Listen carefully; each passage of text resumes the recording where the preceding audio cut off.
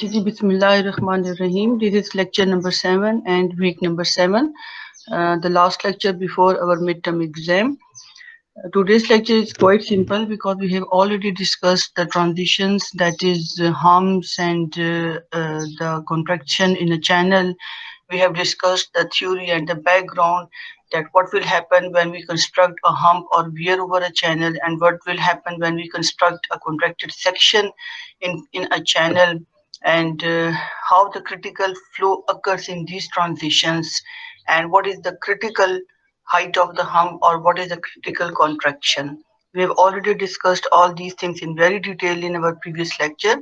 Today we are going to develop mathematical expression for the wear and the contracted section. So first of all, broad-crusted wear.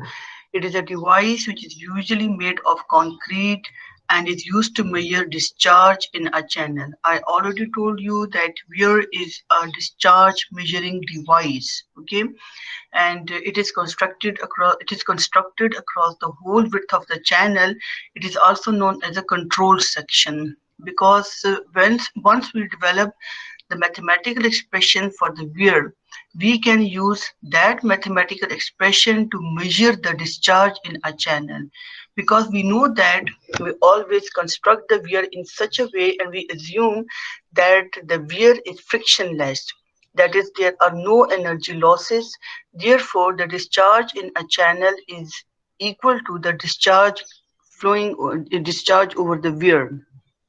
So with the help of the mathematical expression for the wear, we measure the discharge over wear and we say that this is the discharge in a channel. So the advantage is this, that we do not need any meaning equation or Chezy formula or any mechanical instrument to measure the discharge. We just have the mathematical expression, a very simple expression which you have already developed in your fluid mechanics 1 course, and once again we are going to develop the mathematical expression. Okay, it is a structure, it's a second definition. It is a structure used to dam up a stream or river over which water flows. Okay, dam up means to rise the level of water at the upstream side. Now you can see that this is the figure for wear on a mild slope, where we have a mild slope on which you can see there is a broad crusted wear, and the height of the wear is denoted by P. Sometimes it is denoted by Z. Okay, you can denote it by any term. You can see that the energy line is constant, showing that there is no energy losses. Y1 is the depth of the flow at the upstream side, which can be further divided into two parameters, that is H and P. P is the height of the wear and H is the head of the water or head of the flow over wear. This is the velocity head. Similarly here, Z2 is the datum head, P is the height of the hump, YC is the critical depth of the flow, and this is the critical velocity head. In this case, we will assume that the critical flow is, there is a critical flow over the wear, so the height of the hump will be the critical height of the hump. Okay, for a very mild slope, we assume that Z1 is approximately equal to Z2 because the slope is very small. And now we will apply a Bernoulli equation, or you can say energy equation, between section 1,1 and section 2,2. Remember, section 1,1 is at the upstream side and section 2,2 is over the wear. Now you can see that we have applied the Bernoulli equation between the two sections, that is datum head plus height of the hump plus head of water plus velocity head is equal to these two terms. Z1 and Z2 will be cancelled, P and P will be cancelled, and we will remain with these terms. So this is a very simple equation. This is a very simple derivation. You can do it by yourself. The derivation is quite clear and simple. Try it by yourself. In case of any problem, you can ask me. Now you can see that in the end you will get these terms. For SI system, discharge is equal to 1.7 into B. This B is the width of the channel, or you can say width of the wear. This is the width of the channel. CD is the coefficient of discharge. H plus, this is the velocity head. You know, you can see that these are the terms which are usually which we have taken at the upstream side. That is, this is the head of water above the weir at the upstream side, and this is the velocity head at the upstream side. If CD is not given, if you assume that the weir is frictionless, then there is no need to introduce this CD. Your equation will be quite simple. Then just omit the value of CD and you will get 1.7 into B into H plus square of V1 divided by 2G. Okay, you can see that in this equation CD is equal to, the value of CD is equal to 0.6 to 0.7. This is the range for the coefficient of discharge, but usually this value is taken as 0.62. Okay, this is the value of discharge in case of the SI system, and this is the value of discharge in case of the English system. I think there is some mistake in this equation. मेरे ख्याल में ये जो term है ना, इसकी यहाँ पे पावर 3/2 होनी चाहिए. हाँ, देखिए यहाँ पर 3/2 पावर जो नजर आ रही है वो यहाँ पे होनी चाहिए. क्या आप वेट करें, मैं जरा इसको चेक करके आपको बताती हूँ. हमें यहाँ पे मैंने बाय मिस्टेक कर ली. वेट करें थोड़ा सा.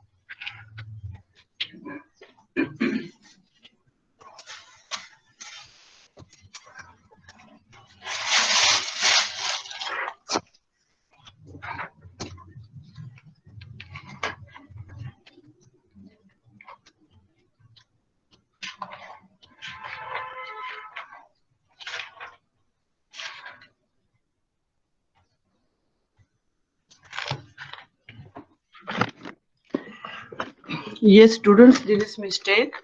ये देखें कि यहाँ पर जो पावर नजर आ रही है ना 3/2, ये यहाँ पर भी आनी चाहिए. इस टर्म के साथ पावर 3/2 यहाँ पर भी आएगा और यहाँ पर भी आएगा. तो काइंडली आप लोग इस मिस्टेक की करेक्शन कर लें. ठीक है, मैं भी इसकी करेक्शन करके इसको दोबारा अपलोड कर लूंगी, लेकिन आप इसको यहीं पे नोट कर लें. ये भी, इसकी यहाँ पर भी पावर 3/2 है और इस ब्रैकेट के बाद भी पावर जो है वो 3/2 है. Okay, this is the equation for SI system, and this is the equation for the English system or FPS system. So these are the simple equations which we can use while solving a numerical problem or what. Okay, how can you use this equation practically? Let's see, if you want to measure, now you have developed this equation for the discharge and you want to measure the discharge in a channel practically in your practical life. What you will do, you can see that everything is known to you on this right side. Width of the channel will be known to you. H, you can measure it easily by having a gauge, and the only term we need to have is the velocity V1. If you know the value of V1, then Q will be known to you. Okay, now we will not use the meaning equation here to find the velocity. We will solve this equation by trial and error procedure. You will put the values of B, C, D, H, 2G, and the only unknown terms are V1 and Q. So you will solve this term, you will solve this equation by trial and error procedure. You will put different values of velocity and you will measure the discharge. Let's suppose first of all you put the value of V1, that is equal to 1 meter per second. Okay, put here 1 meter per second and find the value of discharge. You will get the value of discharge. Then you will again find the velocity by simple equation V is equal to Q divided by A, and you will find whether again you get the value equal to 1 meter per second or not. If not, then you will again put another value of V1 here. So by this method, you will, by this trial and error procedure, you can find the discharge. Okay, once again, I want to show you that first of all, while using this equation, first of all, you will assume the value of V1 here. Let's suppose you assume the value of V1 equal to 1 meter per second. Here you will put the value of 1 and you will solve this whole equation to get the value of discharge. Next, what will you do? You will use the equation Q is equal to AV. From this equation, again, you will find the value of velocity. That is, V is equal to Q by A, and you will check whether you are going to get the velocity equal to 1 meter per second or not. If not, then you will again use this equation. You will put another value of V1 to find the discharge, and so on. Okay, you will have to use two equations. First of all, you will use this equation, then you will use the equation V is equal to Q by A. Okay, by this trial and error procedure, you will get the value of the discharge. And practically what we do in the field, the weir is known as a control section, because for different values of the depth of the flow, we develop a relationship between the depth of the flow and the discharge. Remember that depth of the flow is also known as stage. Okay, STAGE, stage. This is also known as the discharge stage curve. Once we develop the relationship between the discharge and the depth of the flow by using this equation, and we develop a curve, we develop a graph, then our job becomes quite simple. You just measure the depth of the flow over the weir in practical field, and what you do from the curve, you check what is the discharge corresponding to that depth of the flow, and that becomes very simple. Okay, this is optional. You can use this equation, or you can develop a discharge stage curve, and with the help of discharge stage curve, you can simply find the discharge over the weir or the discharge in a channel. That's why weir is known as a discharge measuring device, and it is also taken as a control section. So this is all about the discharge over weir, and this is the Venturi flume, which is also known as non-modular Venturi flume. It is a contraction provided in a channel to measure the discharge. You can see that this is the top view of the channel, and this is the side view of the channel. You can see that this B is the width of the channel, and this small b is the contracted width of the channel or contracted section of the channel. And we have taken section 1.1 at the upstream side where the depth of flow is y1, and section 2.2 at the downstream side where the depth of the flow is y2. You can see that in this is the Venturi flume. Venturi flume is, there are two types of the Venturi flume. One is known as Venturi flume and other is known as standing wave Venturi flume. Venturi flume is that for which we do not have critical flow in the contracted section, and standing wave Venturi flume is that for which we have the critical flow in the contracted section. Since this is the Venturi flume, so you can see that there is no critical flow in the contracted section, and we have the depth of flow denoted by y2 at section 2.2. And you can see that there is a depression in the depth of the flow in the contracted section, and the water come back to its original depth or position after when it comes to the channel at the downstream side. So simply y1 is the depth of the flow at the upstream side, and y2 is the depth of the flow at the downstream side. Again, you can see, okay, what is area? There are different areas in the channel. In case of the weir, we say that the width is constant. But in this case, what you will say, that area A1 is the area of the channel, which is equal to B into Y1, and A2 is the area of the contracted section, which is equal to small b into Y2. So the areas are different in this case. Once again, you will use the energy equation between section 1.1 and section 2.2, and by simplifying the equation, you will get the end results.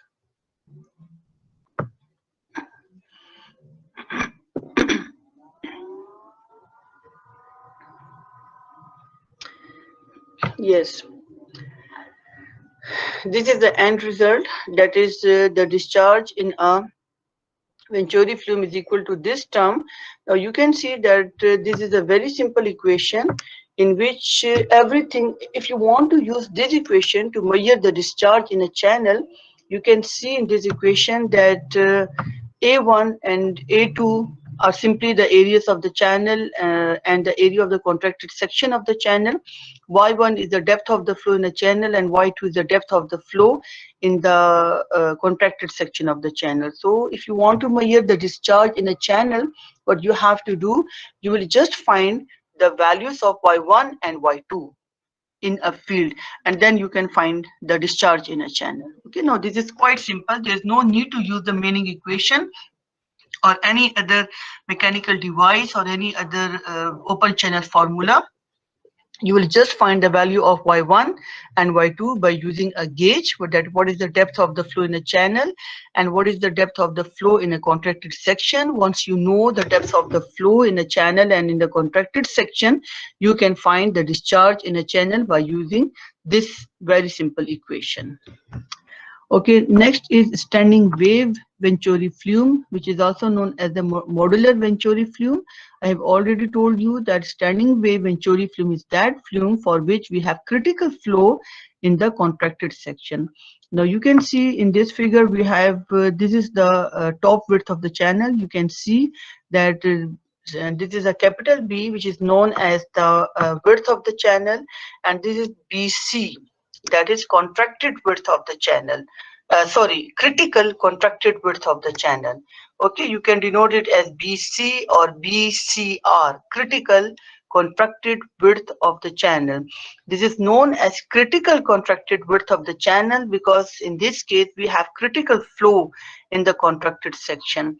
If you look at the side view of the channel of the same situation, you can see that section 1.1 is at the upstream side and section 2.2 is in a contracted section.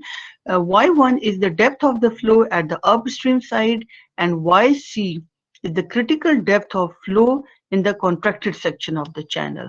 Okay, now you can develop the equation for this special case using the energy equation between section 1.1 and section 2.2. Again, you can see that we have used the same equations, that is energy equation between section 1.1 and section 2.2, and one you will simplify it, you will get the end result.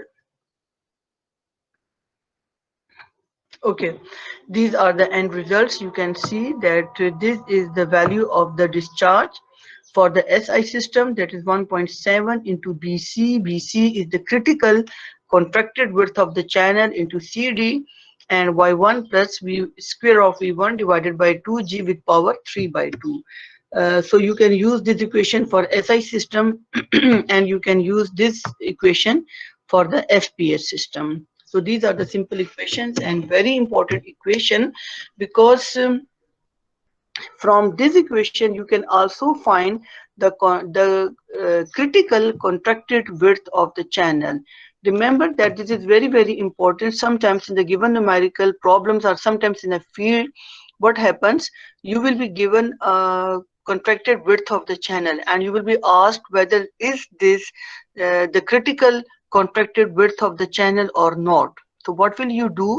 Using this equation, you will find the critical contracted width of the channel and you will compare it with the given contracted width of the channel, and you will come to know whether the given contracted width is the critical one or not.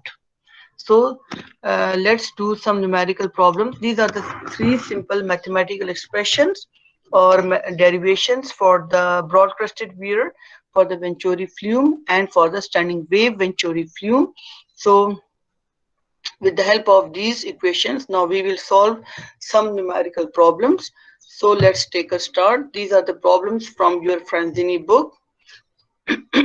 First of all, this is problem number 11.50. It is given that the width of the channel is 2 meter, discharge is 2 cubic meter per second, and Y1, that is the depth of the flow at the upstream side, is 0.8 meter. We have to find the critical height of the hum. Now this is a very practical question.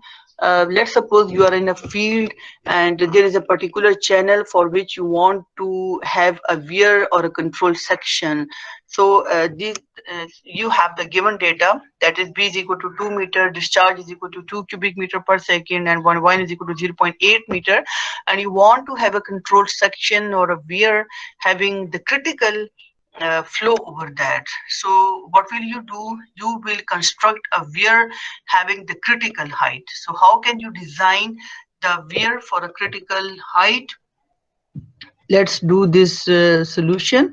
This is the figure for the given situation. You can see that this is the broad crested weir, and you can see that y1 is the depth of the flow. Okay, remember that this depth of the flow is given, that is 0.8 meter, and we can divide this y1 in two terms, that is h and the critical height of the hump.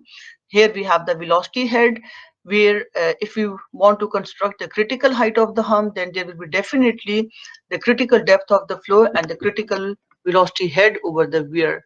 So let's see how can we solve this numerical problem. We can apply the energy equation between section 1,1 and section 2,2. Here we will take it as a section 1,1 at the upstream side, and over the weir we will take section 2,2, and we will apply the energy equation between section 1,1 and section 2,2. You can see that we have applied the energy equation.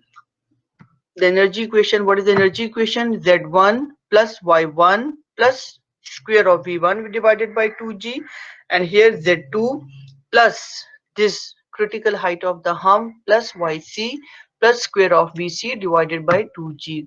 So by simplifying, you will get this end equation, that is critical height of the hump is equal to Y1 plus square of V1 divided by 2G minus 3 by 2 YC.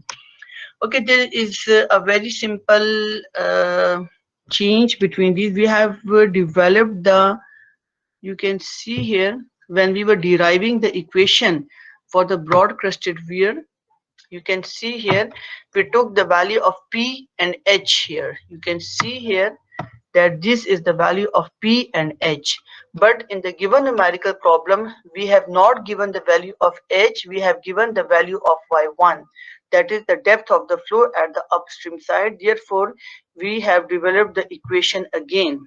We have developed this general expression for the critical height of the hump, and you must be very clear about the value of Y1 and H. Sometimes the students get confused.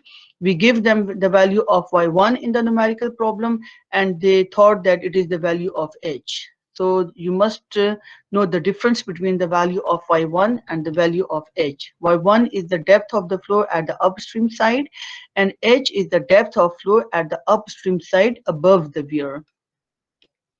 So okay, now if you look at this equation, you can see that what is this? Y1 plus square of 1 divided by 2G. This is the specific energy at section 1,1. Okay, and what is this? 3 by 2 YC. This is the minimum specific energy. We have already developed an equation for the minimum specific energy for rectangular sections, that is minimum specific energy is equal to 3 by 2 of the critical depth of the flow.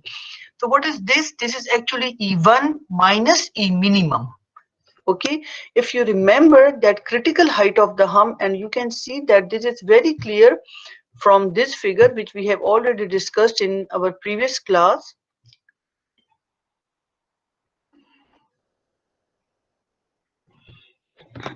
Okay, in our previous class we already discussed this, that if this is a hump, okay, and here we have section 1,1, here we have section 2,2. So we have already discussed that. You can see that the difference between the, you can see that this is the specific energy diagram where we have the specific energy head at on the x-axis and depth of the flow on the y-axis. You can see that this is the specific energy head, this value of specific energy head at section 1,1. What is the value of the specific energy head at section 1,1? It is equal to E1. And at section 2,2, this is the specific energy, that is E2. And what is the value of E1 minus E2? E1 minus E2 is equal to delta Z. What is this delta Z? This is the height of the hump. So remember that you can simply find the height of the hump by taking a difference between E1 and E2. Now, if you have the you have section 2,2 and for the critical flow, then what will happen? This section 2,2 will be here at point C. Okay, and for that section, you will have the minimum specific energy on x-axis. So what will be the value of E1 minus E minimum? That will be equal to delta Z M. This is the minimum height of the hump for which you will have the critical flow in a channel. Okay, so if you remember this diagram and if you remember this concept, then there is no need to develop the whole equation again and again. You can simply say that from specific energy diagram, this height of the hump, I have denoted this height of the hump by P, and in this figure it is denoted by Z, delta Z. So it is up to you. You can define it by any, you can denote it by any term. So if you remember the specific energy diagram and if you have a very clear concept, then there's no need to develop this whole equation. You can simply say that from the specific energy diagram, critical height of the hump is equal to E1 minus E minimum. Okay, now using this equation number 1, we can find the critical height of the hump, and you can see that y1 is known to us. We have to find the value of v1 and yc, and we will put it in equation 1 to find the critical height of the hump. This is how we can find the value of v1. V1 is equal to q divided by a1.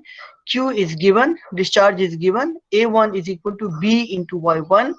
Putting the values, we will get the velocity equal to 1.25 meter per second. And this is the value of yc.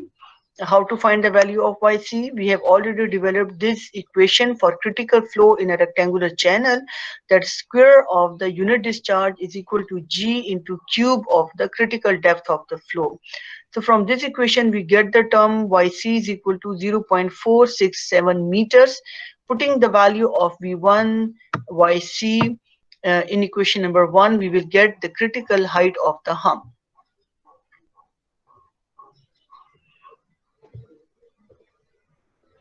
Sorry.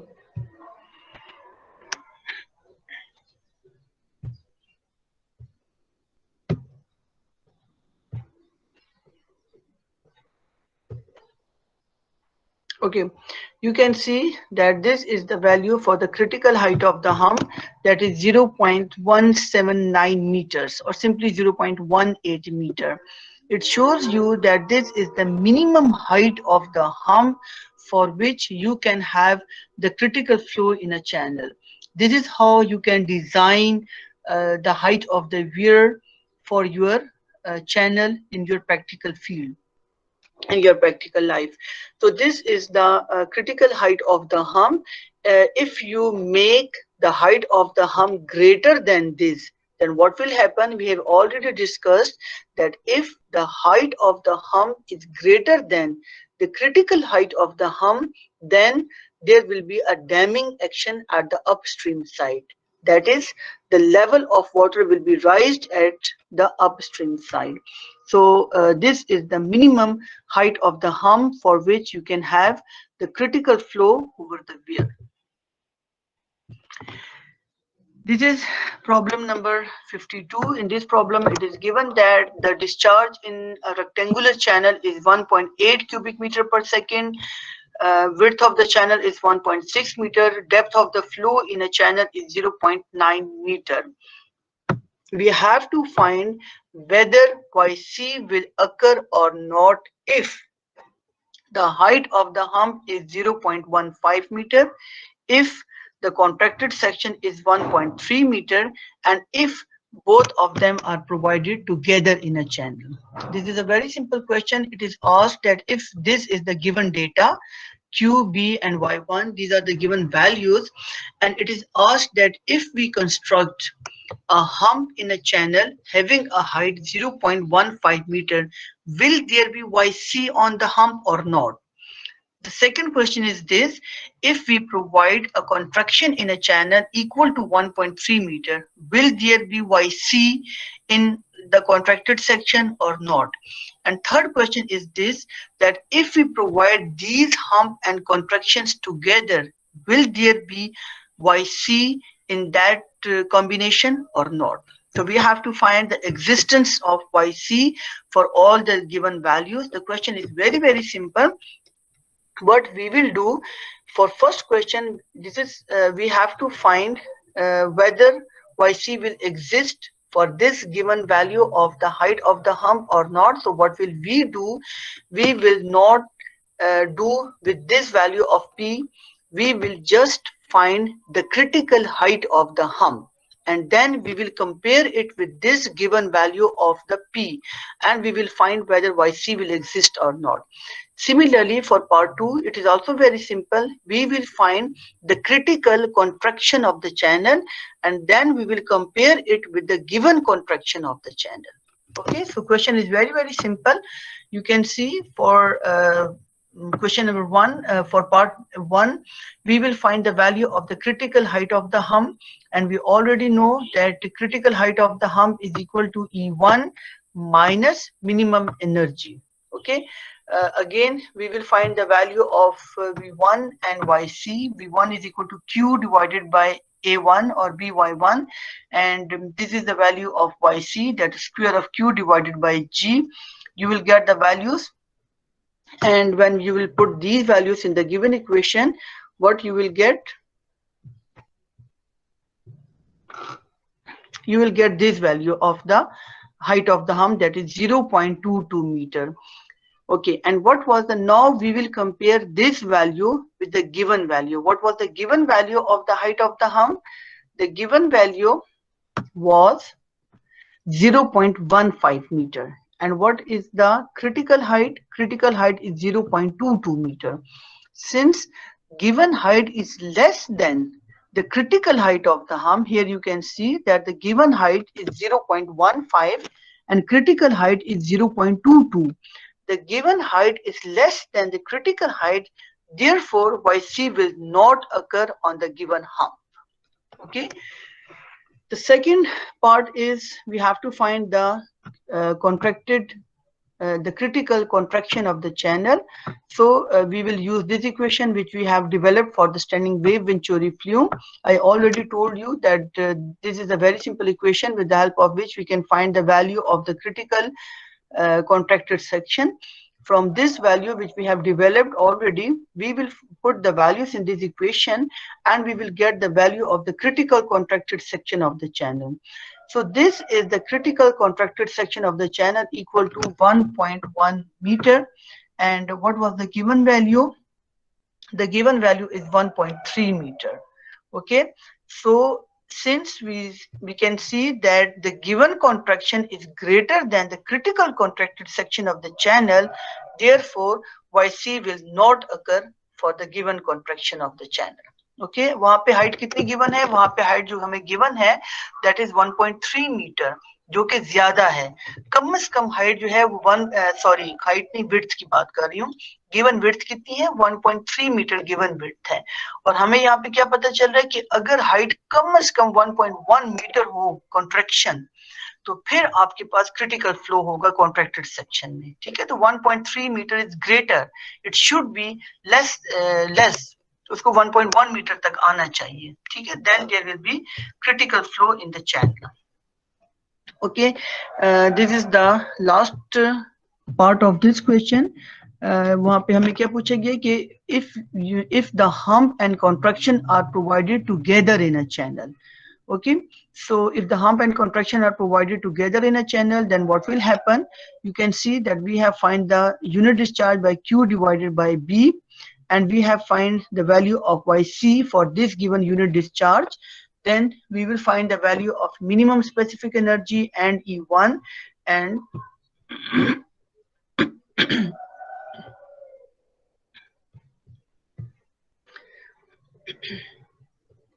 we know that this is what is the critical height of the hump, that is E1 minus E minimum. So you have got the value of E1 and E minimum. Putting the values, we will get this result, that is 0.12 meter. It means that if the contraction and hump are provided together, then the minimum height of the hump should be equal to 0.12 for the critical flow over the hump. What was the given height of the hump? Given height of the hump was 0.15 meter. since 0.15, it shows you that if you have the height of the hump equal to 0.12 or greater than 0.12, then you will have critical flow over the hump. Okay, but if you have the height less than 0.12, then there will be no critical flow over the hump. So what is the given height? That is 0.15.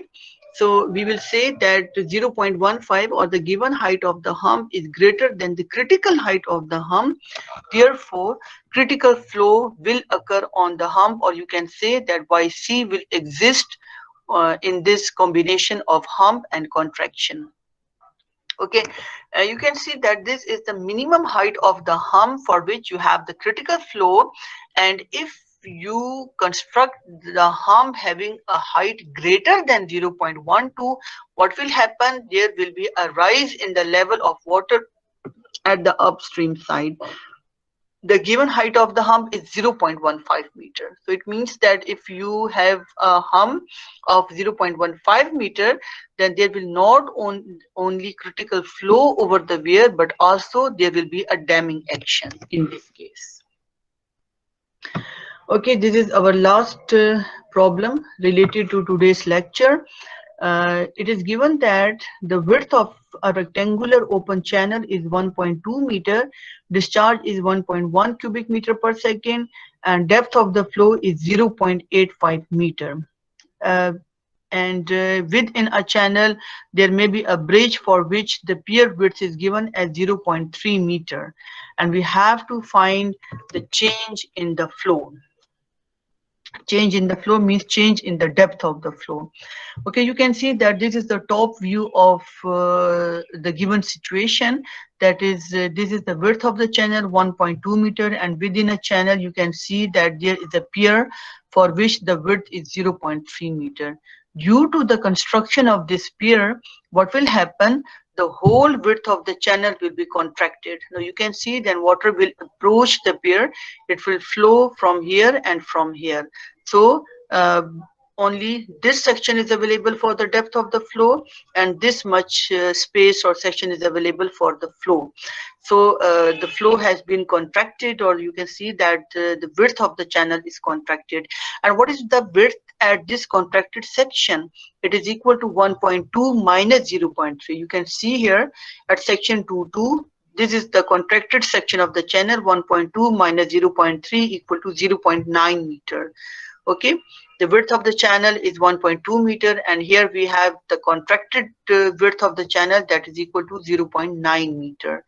Okay, if you look at the side view of this situation, you can see that here we have the depth of the flow given, that 0.85 meter at the upstream side, which is section 1.1, and here you can see that we have a pier where we have taken section 2.2. Okay, we have to find the change in the depth of the flow. We know that when water will approach the pier, what will happen? The depth of the flow will be decreased, and we have to find the difference in the depth of the flow, y1 minus y2. But we don't know whether the flow will be critical here or not. So this is a very important situation. First of all, we will find what will be the situation here. We don't know whether we have the critical flow here or we don't have critical flow here, because if you have critical flow, then what will you find? You will find the value of YC, and then you will find Y1 minus YC. That will be the change in the depth of the flow. But if you do not have the critical flow here, then you will find the value of Y2, and you will find the change in the depth of the flow by Y1 minus Y2. So this is very, very important, that you have to find the situation whether we have the value of Y2 or YC at this contracted section of the channel. First of all, we will find the type of the flow in a channel, whether it is subcritical flow or supercritical flow. According to that, we will find the value of Y2 also. So you can see that here we have found the value, we have found the type of the flow by using a Froude number. Once you find the Froude number, you will get this result, 0.37, which shows that the flow is a subcritical flow in a channel. Okay, there is a subcritical flow in a channel. This is one of our problems solved. Now what will we do? Okay, we will find the contracted width of the channel. Why we are going to find the we will find the critical contracted width of the channel. Why? We will find the critical contracted width of the channel, and then we will compare it with this given value of B, and we will come to know whether YC will exist or not.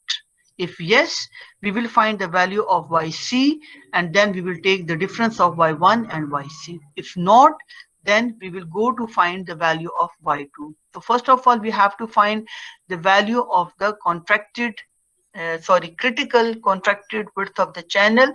And this is a quite lengthy procedure. You can use this procedure also, but I will suggest don't use this method. Here you can see that I have got the value of the critical contracted width of the channel, but this is a very long method. This is a very long procedure to find the critical contracted width. I will suggest you to find the critical contracted width as we did in our previous numerical problem. ठीक है, आपके पास जो standing wave venturi flume की equation है, आप उसी equation को use करें. ये जो भी इक्वेशन हमने डिस्कस भी की थी,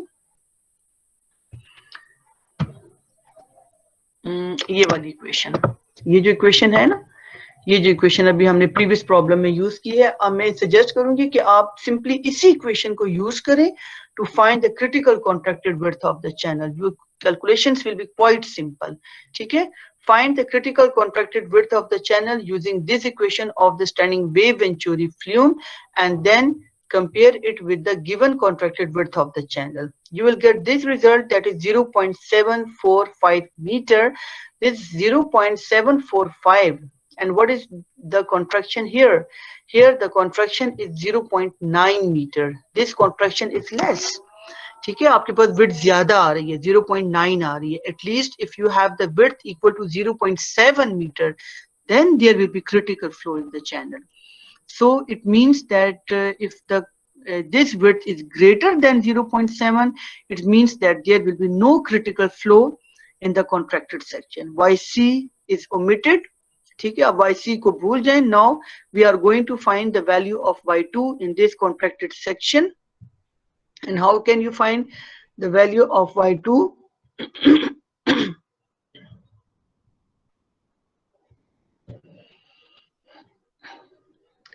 ठीक है, you will find the value of Y2 as we did in our, I think, lecture number 4 or 5, whatever.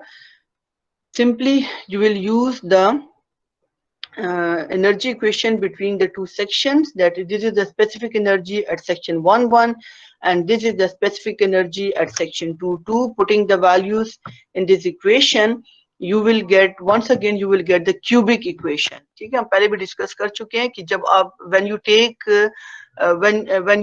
the specific energies at section 1,1 and section 2,2, then you always get a cubic equation for which one of the values in the subcritical, the other is in the supercritical, and the third is the negative value which you have to discard. So once you will solve the cubic equation, you will get this result. Okay, Y2 की आप देख सकते हैं, you have different values of Y2.